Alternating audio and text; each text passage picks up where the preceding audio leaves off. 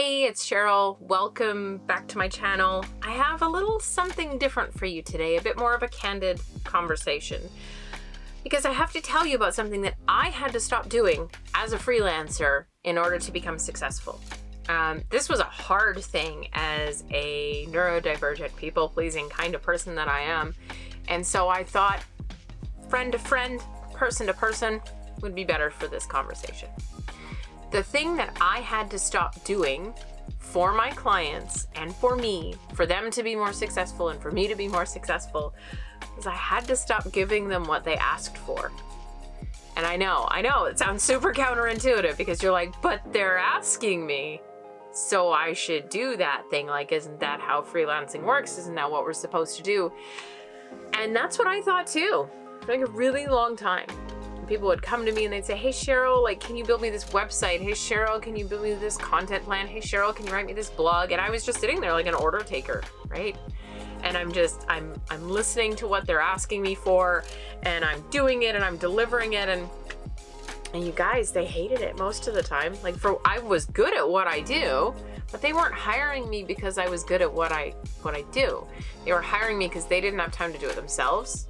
And so I was excess time. I was a resource for them to replace themselves. I wasn't really seen as an expert. I wasn't seen as a strategist. I wasn't seen as a whole person with all this awesome value. I was just seen as an order taker and a delivery person. And all the focus was on my deliverables. And I hated it. And they, sometimes they liked it, sometimes they didn't, but I never got to wow anybody. I never got to see the results of my work and the difference it made to their business. I never got to see any of that stuff. And so I had to have one of those like heart-to-heart moments with myself. And I had to say, self, like, Cheryl, are you doing what's of high service to your clients right now? And I was like, no.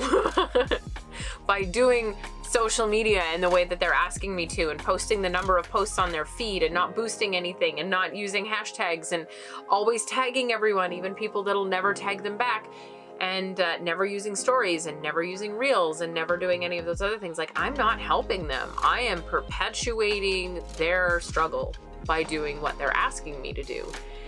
Do I know how to do it better?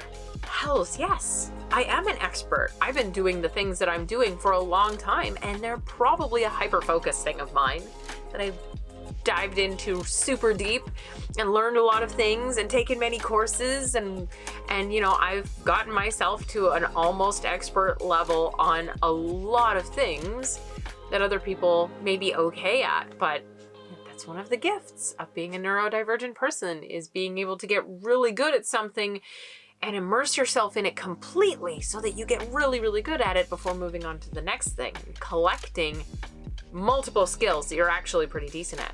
So all of the things I was being asked for, did I know how to do them better than what I was being asked for? Absolutely. And you probably do too.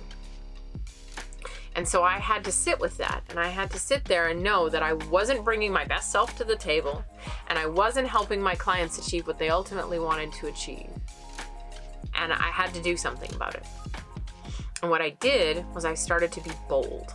And I started to stand up for my clients and stand up for myself and stand up for my value and say, hey, look, we can keep doing it this way, but I think you're going to see better results if we do this. I think we need to back up a few steps and make a plan, because I think this is only one piece of the picture, and there's some other things that are missing that are going to help you get to where you want to go. And yeah, sometimes they were like, no, we just want your blogs, like, shut up and write them and go away. And I stopped working with those clients because they clearly didn't value me as a whole person with all of this awesome value.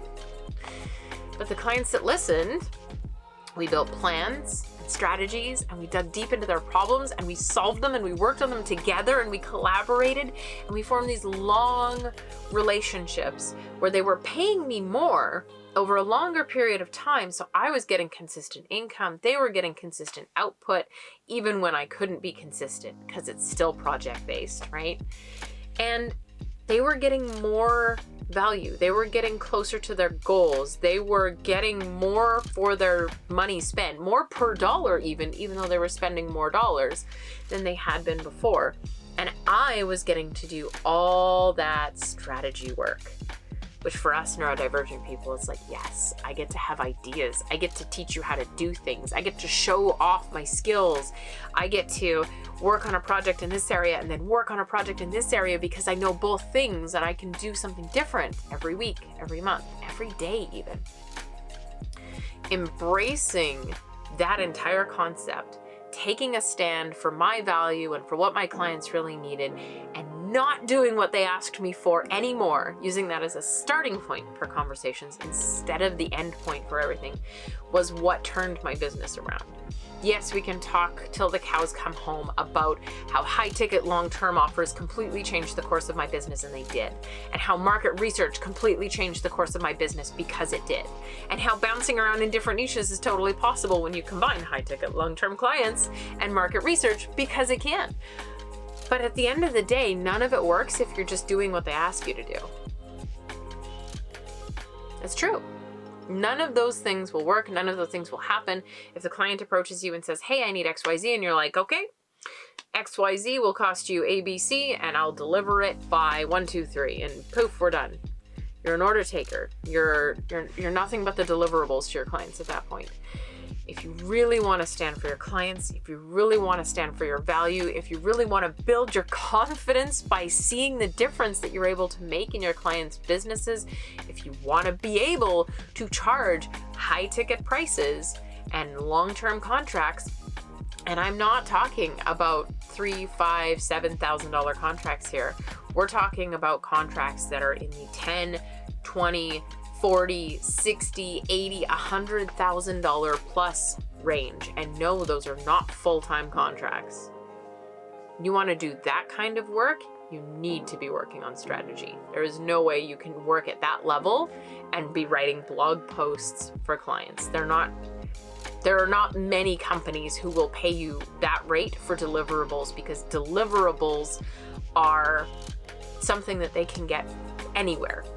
They might not be the same quality, but at a certain point, quality kind of caps out. If your strategy can make them $1 million, paying you $100,000 to implement it is a no-brainer. Getting more strategic with your clients, bringing all of your thoughts to the table, and bringing the amazing connections and ideas that you as a neurodivergent person have that no one else has, that's where your value comes from. So stop denying that. Stop doing what your clients ask you to do. And start standing up for yourself. This has been Cheryl. This is my candid, quickly record, I had something I wanted to share with you video today. If you like this, please make sure to give it a like and subscribe to my channel. I upload videos like this every Tuesday. And thanks for watching.